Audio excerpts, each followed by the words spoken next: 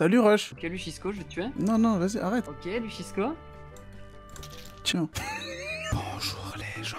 J'aime Twitter, genre vraiment beaucoup. Et même s'il y a beaucoup de cons sur la plateforme, il y a aussi des bons types et des bons comptes dédiés au manga. Et je trouve personnellement que c'est le meilleur réseau social pour parler manga et aussi se faire des potes. Et je m'en suis fait des potes sur Twitter. Et d'ailleurs, la plupart d'entre eux parlaient d'un manga. Ils le vendaient bien ce manga. Et je me suis dit qu'il fallait que je lise ce manga. Et ce manga, c'est Rainbow. L'histoire se passe dans le Japon d'après-guerre où on suit 6 jeunes qui sont enfermés dans une maison de correction. Alors, c'est plus une prison qu'une maison de correction.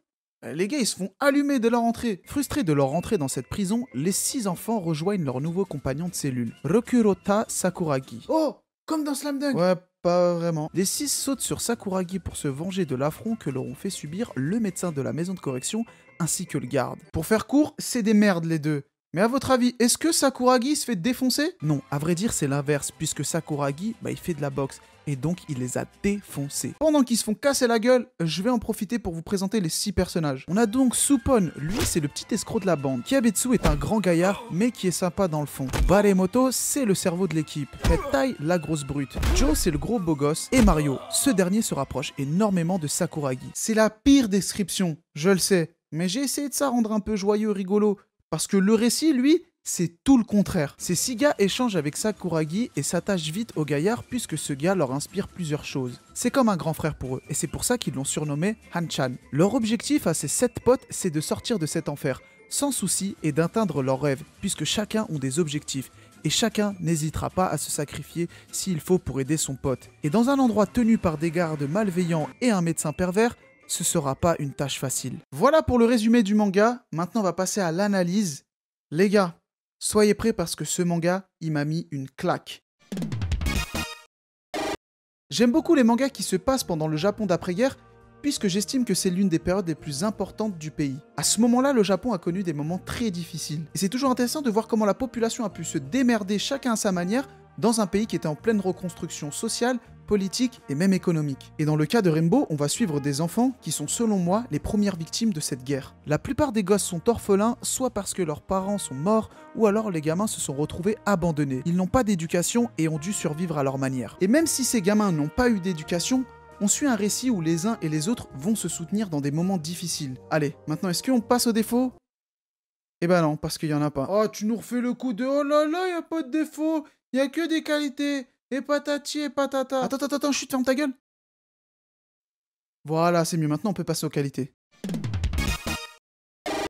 Le style graphique est très bon. Ça m'a mis une claque visuelle. Le coup de crayon est ultra précis et il colle parfaitement à l'univers du manga qui se veut sombre. D'ailleurs, le récit est parfait. Il se coupe en 4 parties et on suit la vie des 7 gaillards avancer tranquillement à leur manière. Un sport particulier a sa place dans ce manga et ce sport, c'est la boxe. Les mecs me demandaient pas pourquoi, mais tous les mangas qui parlent de boxe, c'est des mangas exceptionnels. Comme un certain Ashita Nojo, Rikudo ou encore Hajime no Ippo. Voilà, maintenant c'était tout pour les qualités et on va passer à la conclusion. Voilà, nous y sommes.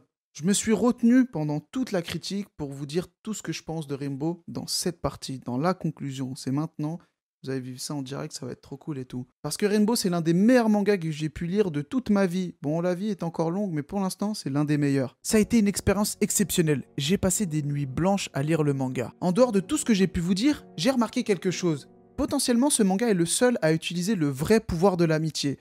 Et je vais m'expliquer. Dans les mangas, en général, un pouvoir de l'amitié, c'est un tel qui voit son pote se faire allumer et hop, power up, il défonce le méchant et basta. Mais dans Rainbow, si un pote est dans la merde, tout le monde est prêt à se bouger pour aider ce même pote. Et ça, même s'ils vont y laisser la vie, par moments ça donne des frissons. Alors ouais, on va assister à des scènes où t'as le plus fort qui débarque pour aider les plus faibles à défoncer le gros méchant. Mais, à tout moment, ce même type-là, il peut se faire plomber, donc l'enjeu est de mise. Ils sont tellement fidèles entre eux que par moments, les codes qu'ils utilisent m'ont énormément rappelé les Furios. Au point où je me suis demandé si le manga c'était pas un Furio ou même un manga underground. Alors c'est pas le cas les mecs, mais tout ce que j'aime est présent dans ce manga. Même si le récit est sombre et ultra glauque, le Japon d'après-guerre était potentiellement comme ça. Je savais que j'allais apprécier ce manga, mais pas à ce point. Et franchement, je remercie tous mes potes de Twitter et même Kazé qui m'a envoyé les tomes. Ça m'a permis de découvrir cette pépite. Et au final, est-ce que je vous conseille ce manga?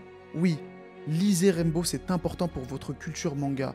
Vous allez passer un superbe moment. Le manga est édité aux éditions Kazé en 22 tomes pour son édition de base et en 7 tomes pour son édition de luxe. Un tome de cette version en comporte 3, et avec ce même tome qui coûte environ 15 €, ça revient à 5 € le tome.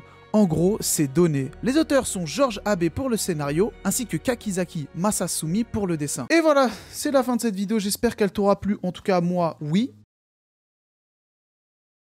Je t'invite à t'abonner si ce n'est pas déjà fait, mettre la cloche, mettre un pouce bleu et un commentaire, me dire ce que tu penses de la vidéo ou carrément du manga si tu l'as déjà lu. On se retrouve pour une prochaine vidéo. Salut!